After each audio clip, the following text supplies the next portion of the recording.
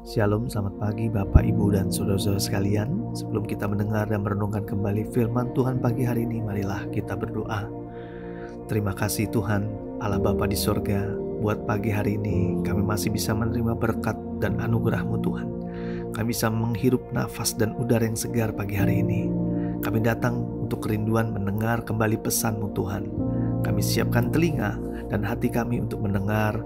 Hanya di dalam nama Yesus kami berdoa. Haleluya. Amin. Tema renungan kita hari ini adalah ketaatan Naaman.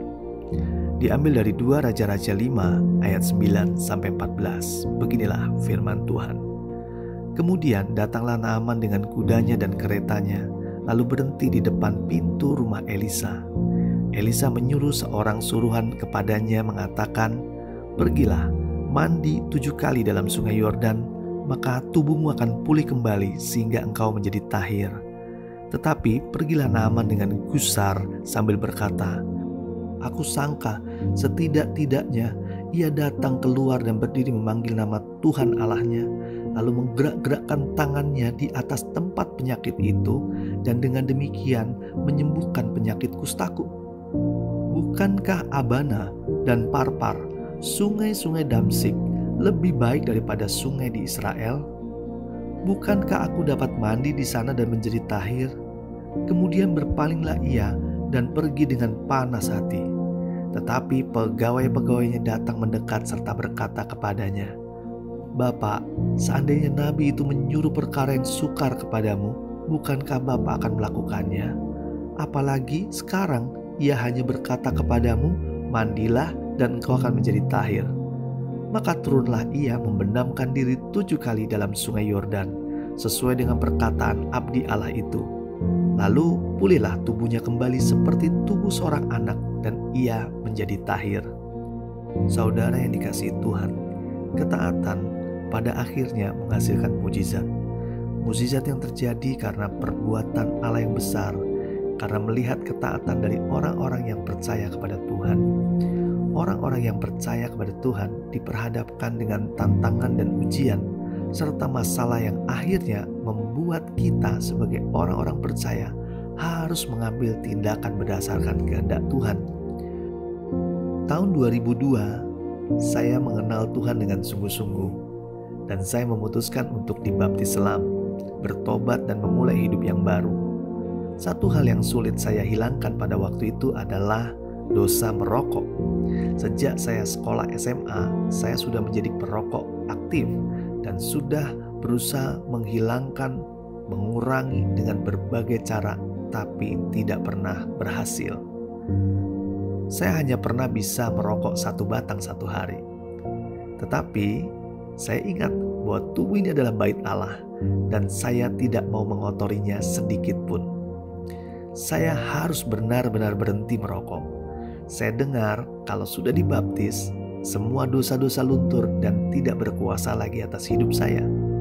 Saya mulai mengimani itu dan mengambil langkah dan berdoa sungguh-sungguh untuk berhenti merokok.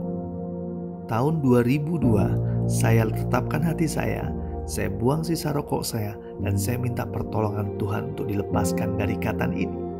1 hari, 1 minggu, 1 bulan, 1 tahun, saya bisa tinggalkan rokok itu. Puji Tuhan, sampai saat ini saya tidak menyentuh rokok tersebut kembali. Itulah mujizat yang saya terima. Dibaptis selam merupakan langkah pertobatan. Saat kita taat melakukannya, maka ada pertolongan Tuhan hingga kita bisa menerima mujizat Tuhan, lepas dari ikatan yang sulit sekalipun. Cukup taat saja dan percaya, ketaatan menghasilkan mujizat Tuhan. Saudara yang dikasihi Tuhan, Naaman adalah seorang panglima Aram terkena sakit kusta. Lalu seorang budak perempuan dari istrinya mengatakan bahwa di Israel ada nabi yang dapat menyembuhkan penyakitnya. Maka Naaman pun pergi ke Israel, daerah yang sangat dimusuhi oleh orang Aram. Berkali-kali Israel dan Aram sering terlibat peperangan. Aram pernah membunuh raja Israel yang hebat, yaitu Ahab. Orang-orang Aram sangat dibenci oleh orang-orang Israel pada waktu itu. Akhirnya Naaman datang ke rumah Nabi Elisa, dan Nabi Elisa tidak mau menemuinya langsung, dan hanya menyuruh salah satu dari hambanya untuk memerintahkan Naaman berendam 7 kali di sungai Yordan agar sakitnya sembuh. Tentu saja Naaman sangat marah. Dia belum pernah dihina seperti ini. Tetapi untungnya pegawainya mengatakan bahwa sebaiknya Naaman mencoba perintah berendam itu. Toh tidak ada ruginya. Maka Naaman pun melakukan apa yang diperintahkan dan akhirnya Naaman sembuh. Setelah sembuh, pandangan Naaman terhadap Elisa berubah. Sekarang dia sangat hormat kepada Nabi Elisa. Penghormatan inilah yang membuat Elisa menjadi terkenal di seluruh Aram. Ketaatan Naaman, walaupun kita lihat terpaksa, tetap Tuhan menghargai ketaatan tersebut. Apalagi ketaatan yang kita lakukan dengan senang hati, pasti lebih diberkati. Marilah kita berdoa.